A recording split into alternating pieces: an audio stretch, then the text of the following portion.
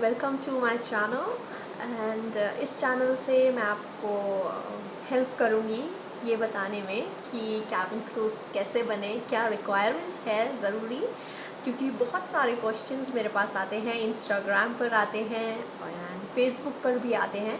तो मैं आज डाउट्स क्लियर करने की कोशिश करूँगी। तो चलिए टाइम नहीं वेस्ट करते हैं और सबसे पहले हम सबसे पहला टॉपिक है जो सबसे ज़्यादा क्वेश्चन पूछे जाते हैं वो है कि क्या रिक्वायरमेंट्स होती हैं कैबिन क्रू बनने के लिए, यानी एयर होस्टेस बनने के लिए। जी हाँ, तो मैं आपको बता देती हूँ कि सबसे पहले तो आपको 18 या 18 प्लस होना होता है एंड मिनिमम एज इज़ 18।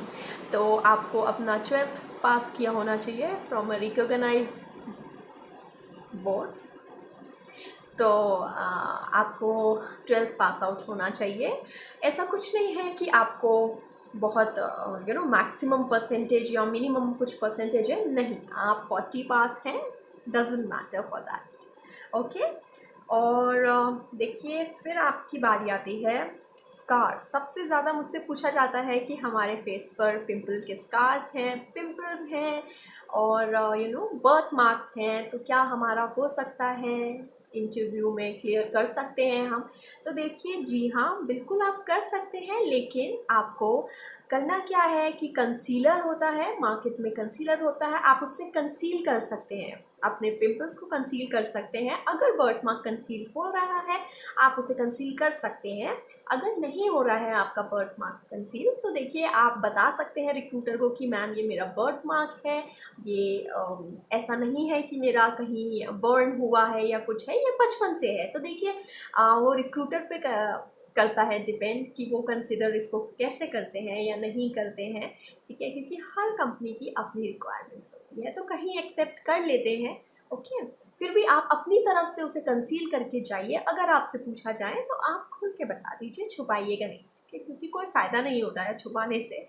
तो ओके, तो अब हम दूसरा अपना टॉपिक ले लेते हैं जो कि है बीएमआई। ठीक है, बहुत सारे लोग पूछते हैं दीदी मेरा हाइट इतना है, क्या मेरा हो सकता है, एंड मेरा वेट, हाइट बहुत ज़्यादा है मेरा वेट, तो क्या हो सकता है। देखिए बात क्या होती है कि हर कंपनी ना अलग अलग चाहती है। देखिए कोई कंपनी होती है जो कम वेट में ले लेती है, कोई कंपनी होती है जो ज़्यादा वेट में ले लेती है, वो कंसिडर करते हैं आपको। तो आप सबसे बेस्ट थिंग क्या है, आप क्या कीजिए, अगर आप श्योर नहीं हैं आप गूगल खोलिए। ठीक है, उस पर आप जब बीएमआई अपना टाइप करेंगे तो आ जाएगा, आपका गूगल पे खुल जाएगा और फिर उसके बाद आप वहाँ पे चार्ट आएगा आपको, तो उसमें एक तरफ वेट होगा एक तरफ हाइट होगा।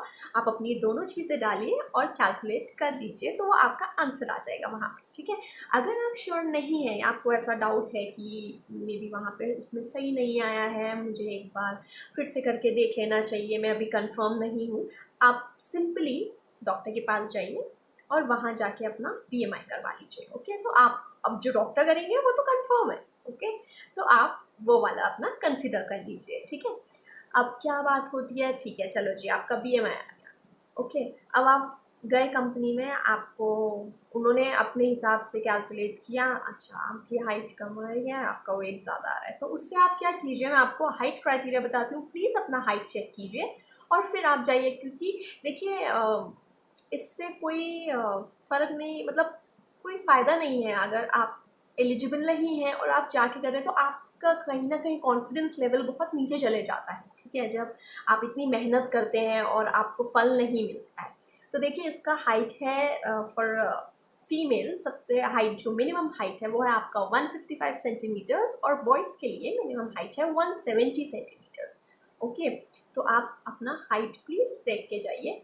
ठीक है, और फिर आता है टैटू। बहुत बड़ा प्रॉब्लम है एक्चुअली ये टैटू, उतना भी बड़ा नहीं है बट हाँ बाकी चीज़ों के आगे बड़ा है।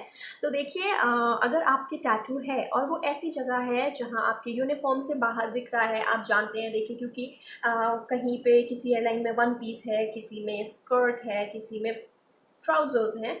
सो देखिए किसी की बाजू इतनी है, ठीक है, किसी की इतनी है। ओके, तो देखिए बेटर है कि आप अपना वो टैटू या तो कंसील कर लीजिए। ठीक है, और अगर आप कंसील नहीं कर पा रहे हैं उसको, तो आप उस पर लेज़र ऑपरेशन करवा लीजिए, वो आपका लास्ट ऑप्शन हो जाता है, ठीक है। और अगर तो वो टैटू आपका शोल्डर पे है, बैक में है, तो it's not a big problem, क्योंकि वो आपका यूनिफॉर्म में से दिखता नहीं है और किसी को नहीं पता चलेगा कि आपके टैटू है, ओके। बाकी दिख रहा है तो आप मेरी मानिए तो पहले ही लेज़र ऑपरेशन करवा लिए, ताकि आपको रिजेक्शन का सामना करना ही ना पड़े। क्योंकि जब मैं इंटरव्यू देने गई थी तो हाँ जी, मेरे साथ थी कुछ लड़कियां जिनके टैटू थे, जिनके यहाँ किसी के रिस्ट पे था, उन्होंने एक ओम बनाया हुआ था और वो बहुत छोटा टैटू था कि वो इतना विजिबल नहीं था, एक घड़ी के स्ट्रैप के नीचे वो छुप जाता। बट फिर भी देखिए, रिजेक्शन उनको फेस करना पड़ा। तो मेरी मानिए तो आप प्लीज़ अपना लेज़र ऑपरेशन करवा के ही जाइए, ओके।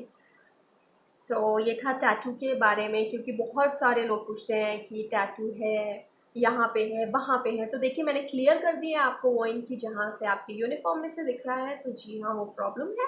और अगर यूनिफॉर्म में से नहीं दिख रहा है तो कोई प्रॉब्लम नहीं है, ओके। ओके, तो अब हमारी बारी आती है टीथ। टीथ यानी आपकी स्माइल, ओके। तो देखिए, कैबिन क्रू में, लाइक एविएशन में, बहुत ज़रूरी है आपकी स्माइल। आप कैसे बोलते हैं, आपके एक्सप्रेशन बहुत कुछ बोलते हैं, ठीक है। तो आपको फेस से एकदम परफेक्ट होना पड़ता है। तो देखिए, अगर आपके टीथ, आपको लग रहा है कि थोड़े आपका जॉ जो है वो ऊंचा है, आपके टीथ थोड़े बाहर हैं या बहुत ज़्यादा टेढ़े मेढ़े हैं, देखिए थोड़ा बहुत कंसिडर हो जाता है। बट अगर बहुत ज़्यादा टेढ़े मेढ़े हैं, बुरे लगते हैं स्माइल करते हुए, तो आप प्लीज़ डेंटिस्ट को कंसर्न कीजिए, वो बेटर होगा, ओके। तो देखिए, जो ये टाइम मिला है ना, आप इसको बहुत यूज़ कर सकते हैं, वो बहुत बेनिफिशियल हो सकता है ये टाइम आपके लिए, क्योंकि आप अपने आप को इस टाइम हील कर सकते हैं, इस टाइम आप ग्रो कर सकते हैं। आप में जो कमियां हैं आप उन्हें छुपा सकते हैं, मतलब उनसे रिकवर कर सकते हैं, ठीक है। आपको ये टाइम पीरियड मिला है जिसमें आपका टाइम वेस्ट नहीं हो रहा है, ये बहुत यूज़फुल आप यूज़ कर सकते हैं इस टाइम को। ये बहुत अच्छा हो सकता है आपके लिए टाइम, जो सबके लिए कोविड है वो आपके लिए एक अपनी पर्सनालिटी चेंज करने का टाइम हो सकता है एक्चुअल में, ओके। सो उसके बाद चलिए, नेक्स्ट टॉपिक है हमारा इंग्लिश। ये बहुत सारे जो आजकल के बच्चे हैं जो मुझसे पूछते हैं कि मैम, इंग्लिश लैंग्वेज क्या बहुत फ्लुएंट चाहिए होता है? देखिए, बहुत फ्लुएंट क्या होता है, हमारे इंडिया में एक बहुत बेसिक इंग्लिश बोली जाती है। अगर आप मुझसे पूछते कि मुझे इंटरनेशनल में देना है, तो भी मैं यही कहती कि आप एक इंडियन हैं और आप जैसी इंग्लिश बोलते हैं वो सबको समझ में आती है, चाहे वो इंडियन हो, वो अमेरिकन हो, वो रशियन हो, वो कोई भी हो। तो भाषा ऐसी होनी चाहिए जिसे सब समझ सके। तो अगर आपको बेसिक इंग्लिश आती है, जो कि आप स्कूल में बोलते हैं, जी हाँ, तो कोई प्रॉब्लम नहीं है, क्योंकि मैं 12th पास आउट होके गई थी, तो मुझे भी इतनी ही इंग्लिश आती थी। और बस बात इतनी है कि आपको अपनी बात में बहुत फ्लुएंट होना पड़ता है। और जो भी आप बोल रहे हैं, you have to be very specific to your words, to your lines, what you speak. और सबको एक ठीक सटीक आंसर मिलना चाहिए आपकी बात करने के तरीके से। तो आई थिंक उतना काफ़ी होता है, आपको कुछ एक्स्ट्रा नहीं करना, आपको खुद को प्रेजेंट करना है इन अ presentable, in a polite way. बोलने का तरीका बहुत पोलाइट होना चाहिए कि जो भी सुने, अगर आप देखिए कुछ नेगेटिव पॉइंट भी बोल रहे हैं तो वो आप इतने प्यार से बोलिए कि किसी को फील ना हो कि आपने कुछ गलत बोला है, ठीक है, समझ रहे हैं? ओके। सो अब देखते हैं, मतलब मैं भी हूँ ऑन बोर्ड। तो मैं देखती हूँ कि किसी को मराठी आती है, देखिए मुझे पंजाबी आती है बट उतना अच्छे से नहीं आती है। मैं समझ सकती हूँ क्योंकि मैं खुद भी पंजाबी हूँ, तो मेरे घर में बोली जाती है, लेकिन मैं समझ लेती हूँ बट उतना बोलती नहीं हूँ, क्योंकि देखिए बचपन से कभी बोला नहीं है इतना ज़्यादा। सो तो अब बात क्या है कि मैं देखती हूँ मराठी बोल रही हैं, बंगाली बोल रही हैं, बहुत अच्छी बोल रही हैं, ठीक है। उनके साथ वाला उन्हें कोई मिल गया तो बहुत ही एक हार्ट टू हार्ट कनेक्शन हो जाता है उनका। लाइक उनको जाके हम बोलते हैं कि हमारे लिए मेल भी कर दीजिएगा, वो बोलती हैं कि मेल करिएगा, आपकी फ़्लाइट कैसी रही, हमारा नाम लिखिएगा, ये मेरा नाम है, बैच दिखाती हैं, ठीक है। तो ये अच्छी बात है कि आपको एक एडिशनल लैंग्वेज आता हो, अपना भाषा आता हो, क्योंकि आप अगर इंडिया में फ्लाई कर रहे हैं, ये बहुत ज़रूरी है कि आपको एटलीस्ट एक एडिशनल लैंग्वेज आना चाहिए। मतलब आपके लिए अच्छा है, ये कोई कंपनी की रिक्वायरमेंट नहीं है। अगर to be precise, this is not a company requirement. तो देखिए, यही है बस। सो मैं ये कहना चाह रही थी आपसे बेसिकली कि आप किसी ना किसी चीज़ में तो थोड़ा सा एक्स्ट्रा ऑर्डिनरी हो जाता है, तो दूसरा बंदा आपकी तरफ अट्रैक्ट होता है, वो कहता है ओके, इसे हम क्यों ले, अच्छा इसमें ये काबिलियत है, चलिए ले लीजिए। देखिए, आप में ना कुछ खूबी होनी चाहिए, और वो आपके अंदर बिल्ट इन होती है, आपके अंदर होती है, बट आपके लिए वो नॉर्मल चीज़ है, आप नहीं उसे देख सकते। तो अपनी जो काबिलियत है ना, वो लोगों के सामने लाइए, बोलिए आपको ये चीज़ आती है। ओके, तो देखिए, अगर अब होता है, आप अपने सीवीवी में लिखवाइए, आपको एडिशनल लैंग्वेज आती है, आप अपने सीवीवी का मतलब है अपना रिज्यूमे जो आप फर्स्ट टाइम देते हैं, ठीक है, रिक्रूटर्स को। तो अगर आप चाहते हैं कि मैंने कैसे अपना सीवीवी बनाया था जब मैंने इंटरव्यू दिया था, तो आप मुझे बता सकते हैं, मैं उसके ऊपर भी एक वीडियो बना दूँगी। मैं आपको बता दूँगी कि देखिए ये सब चीज़ें हैं, ये आपको लिखवानी है, बहुत ज़्यादा ऐड नहीं करवाना कुछ भी, अपनी बेसिक चीज़ें लिखवाइए।